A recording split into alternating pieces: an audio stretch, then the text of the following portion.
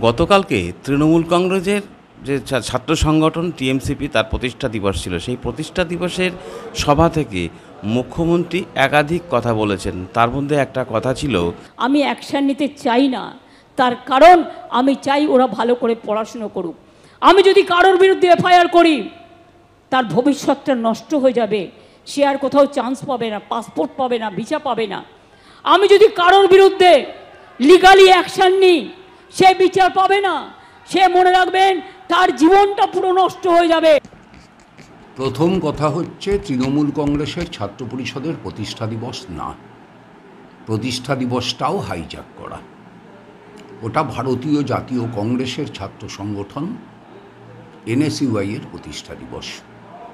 সেটার আমাদের রাজ্যে নাম হচ্ছে ছাত্র পরিষদ। তৃণমূল কংগ্রেস বাকি সব কিছু হাইজ্যাক করার মতো ছাত্র পরিষদের প্রতিষ্ঠা দিবসটাকেও হাইজ্যাক করেছে। সুতরাং এটাকে তৃণমূল কংগ্রেসের ছাত্র পরিষদের প্রতিষ্ঠা দিবস মানতে আমি রাজি নই। দ্বিতীয় কথা হচ্ছে এইটা যে তৃণমূল কংগ্রেস তার সুপ্রিমো যা বলেছেন, সংবাদপত্রে এক কথায় বলা হচ্ছে ফোঁস করেছেন। মানুষ তৃণমূল কংগ্রেসের প্রায় 14 বছরের শাসনে হাঁসফাঁস করছে। হাঁসফাঁস করা মানুষের সামনে ফোঁস করলে পরে সেই হাঁসফাঁস করা মানুষ সেই ফোঁসকে ফুস করে উড়িয়ে দেওয়ার মতো ক্ষমতা রাখে।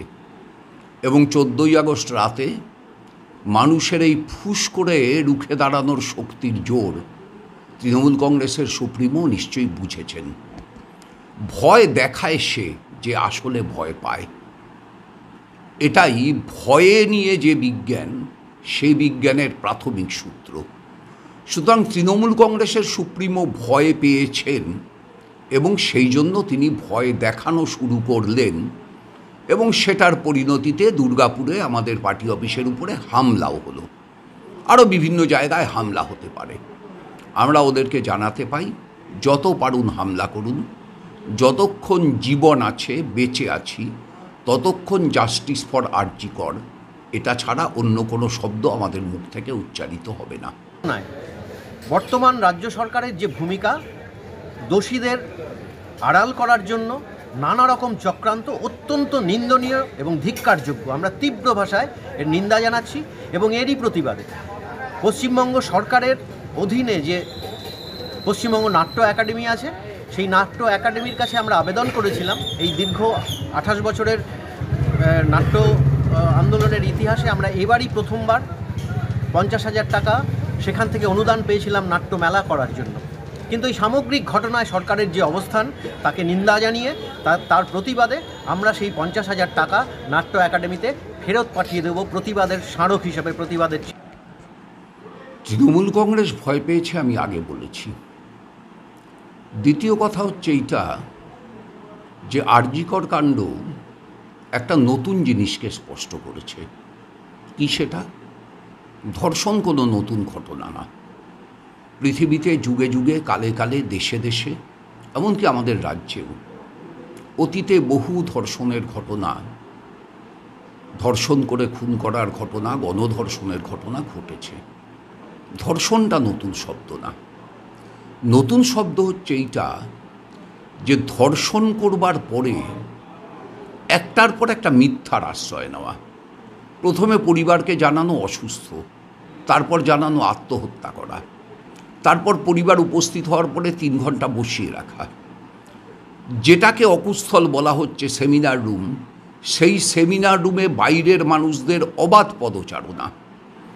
সেই সেমিনার রুমে কেন হঠাৎ জলপাইগুড়ি থেকে ডাক্তার সুশান্ত রায় এসেছিলেন? কেন ডক্টর দেবাশিস সোম ছিলেন? কেন প্রসূন চট্টোপাধ্যায় ছিলেন, যারা কেউ আরজিকরের স্টাফ না? ডাক্তার বিরূপাক্ষ বিশ্বাস সম্ভবত টাইটেল, কেন ছিলেন?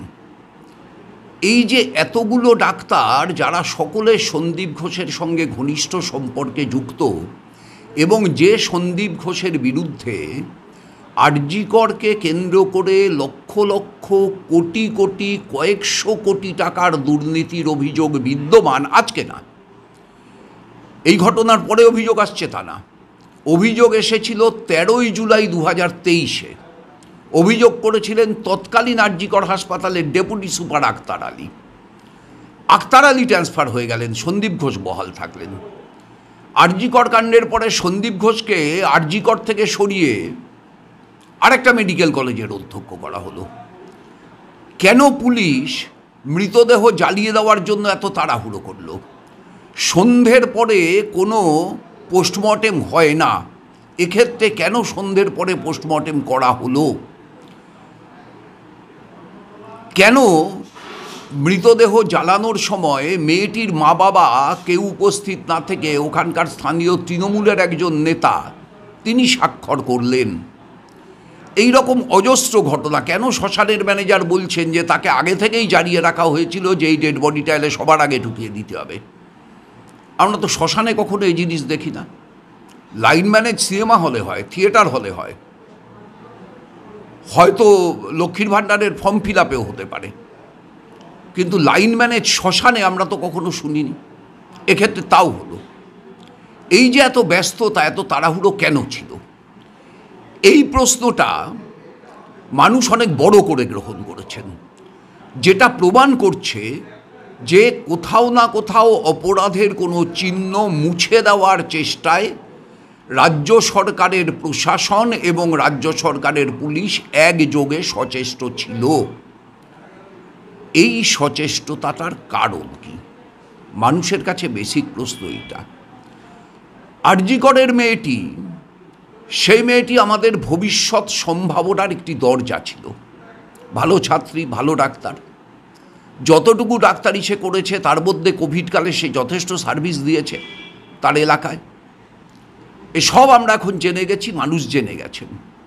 এই রকম একটা সম্ভাবনাময় উজ্জ্বল ভবিষ্যতের অধিকারিণী যে হতে পারত, তার এইরকম নির্মম হত্যা এবং সেই হত্যার সমস্ত প্রমাণ লুকানোর পুলিশ এবং সরকারের এই প্রয়াস, মুখ্যমন্ত্রীর হঠাৎ ফাস্ট ট্র্যাক কোর্ট, 7 দিনের মধ্যে ফাঁসি, যুবরাজের হঠাৎ করে এনকাউন্টারে মেরে ফেলা, এই যে শব্দবন্ধগুলো এলো, এগুলো তো অনেক ধর্ষণ হয়েছে রাজ্যে, আগে তো আসেনি। এই সরকার আসার পরেও হয়েছে প্রচুর ধর্ষণ, আগে তো আসেনি এই কথাগুলো। তাহলে এই কথাগুলো এখন এলো কেন? তাহলে কাউকে স্কেপগোট করে তার মুখ বন্ধ করে দিয়ে আসল অপরাধের চক্রদেরকে আড়াল করার প্রয়াস। এই প্রশ্নটা মানুষের মনে ঘুরপাক খাচ্ছে। মুখ্যমন্ত্রী ফোঁস করলে, মুখ্যমন্ত্রী ভয় দেখালে, মুখ্যমন্ত্রীর বাহিনী তৎপর হলে এই প্রশ্নটা নিরসন হবে না। যদি দায়িত্বশীল প্রশাসন হিসাবে মুখ্যমন্ত্রী কাজ করতে চান, তিনি তো মানুষের রায়ে জিতেছেন, মানুষের প্রতি দায়িত্বশীল থাকাটাই তার উচিত কাজ হওয়া উচিত।